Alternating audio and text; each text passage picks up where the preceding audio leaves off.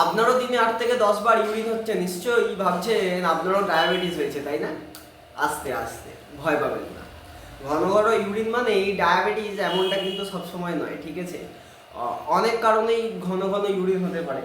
যেমন থাকে আপনি হয়তো জল বেশি খেয়ে ফেলছেন, বা আপনার হয়তো আছে ইউরিনারি ট্র্যাক্ট ইনফেকশন বা ইউটিআইয়ের মতো কোনো ইনফেকশন, বা কিছু ওষুধ যেগুলো প্রেশার কমাতে কাজে লাগে, যেমন ডাইউরেটিক্স, এইগুলো খেলে মাঝে মাঝে প্রস্রাব বেশি হয়।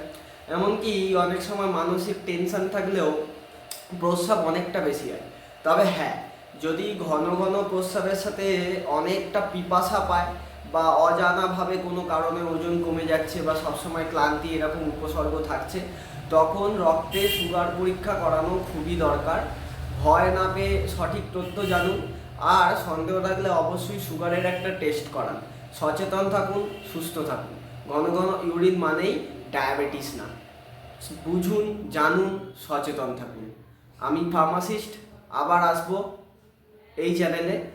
ভালো লাগলে লাইক, শেয়ার, সাবস্ক্রাইব করে রাখবেন।